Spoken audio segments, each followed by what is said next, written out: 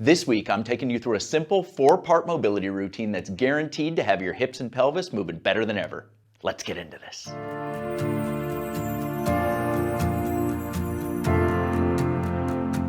The movements in this routine are going to be heavily biased towards compound mobility exercises. Now, not only are these types of movements going to save you a bunch of time by mobilizing multiple segments of the body simultaneously, but they're a little bit more fun than traditional mobility exercises because they are task and skill oriented rather than just purely movement based. And these types of movements have the additional benefit of being performed from a standing position, which is going to be of great use to anybody who has difficulty getting down and up from the floor.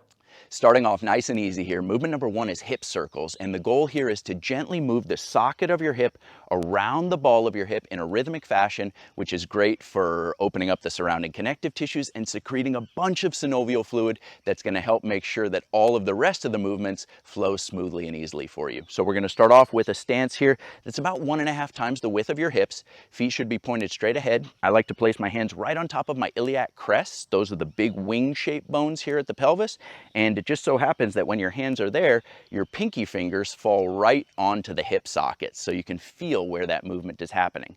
And then starting off, I'll make very slow, deliberate clockwise circles, paying attention to any sticking points in that movement arc. If you feel any of those, you can spend a little bit of extra time in that spot, even going back and forth, working through those restrictions.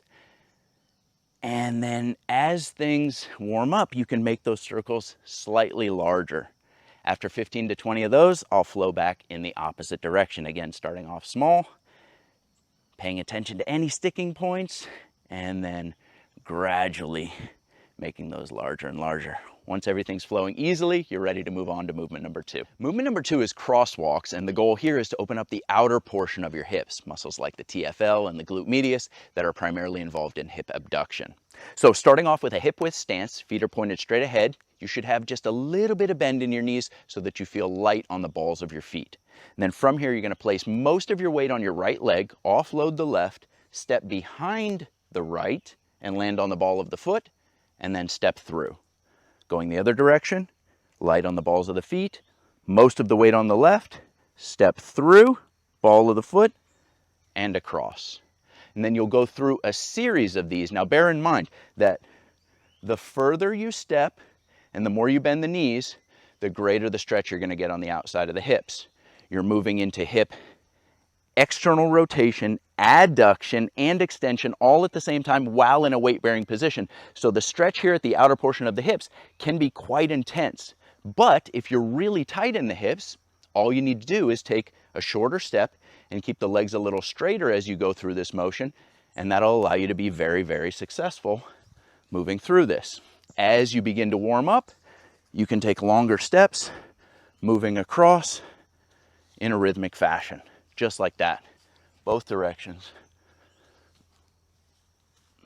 Get a nice twist through the lumbar spine as you go through this, 15 to 20 in each direction, and you're ready to move on to movement number 3. Movement number 3 is Spider-Man's, and the goal here is to open up the inner portion of your hips, muscles in the groin area like the adductors and medial hamstrings. So to start this exercise off, you'll take a narrow stance. Feet should be positioned about 6 inches apart and pointed straight ahead. From there, you're going to squat down as low as you comfortably can, and then you're going to put most of your weight on your left leg here as you post the right leg directly out to the side, landing on the big toe and or ball of that foot. Now you should have so much weight on this back leg that at any moment you can bring that posted leg back into your starting position.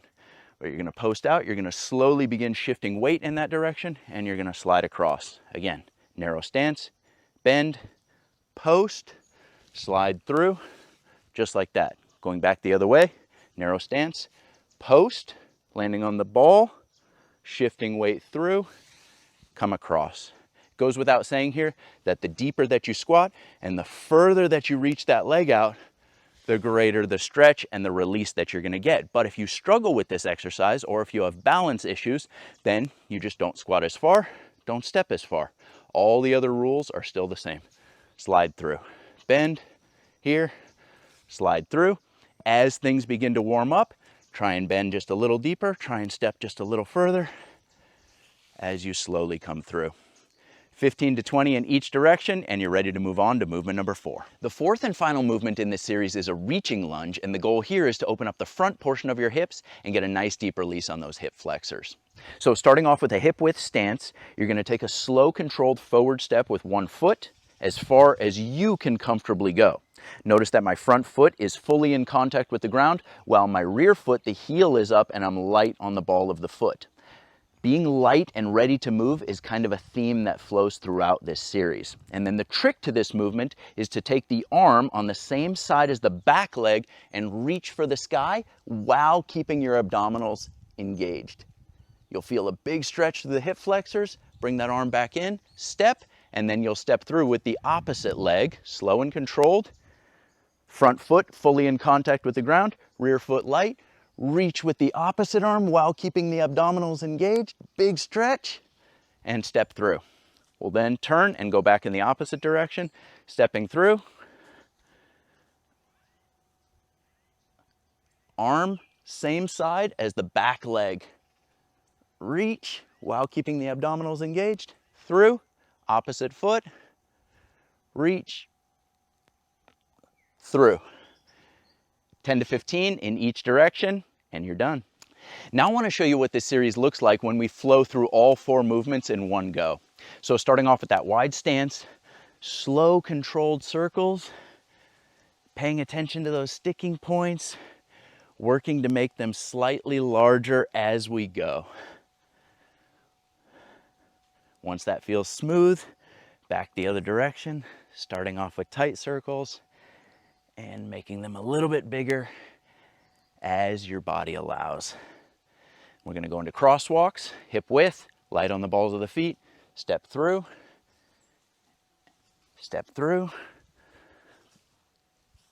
going back,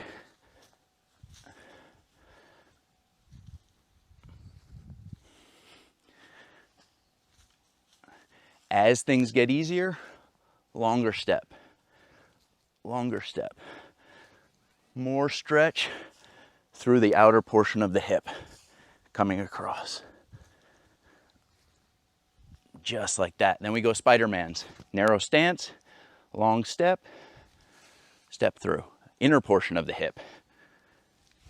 Just like that. Inner portion of the hip. Down, out. As things get easier, we open it up. Long, through. Long, through. Going back. When things get really open, you can almost touch the floor as you go through. Final motion, reaching lunge. Step, reach, tight through the abdomen, come through, step, reach, tight through the abdomen, and through. As things open up, longer step, step, reach, and step, reach. And then oftentimes I'll finish up the routine with one final round of hip circles just because this movement feels so darn good and because it puts a nice bow on the routine. And very often the hip circles that I do at the end of the routine will feel significantly different than the hip circles that I did to start things off, which just goes to show how much more open your hips are after completing this series of movements and what a great thing you're doing for your hip joints.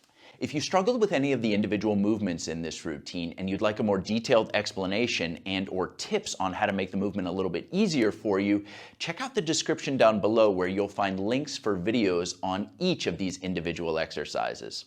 Beyond that, I just want to say thank you so much for watching. I really hope that you enjoyed this video and that you'll put the information to good use.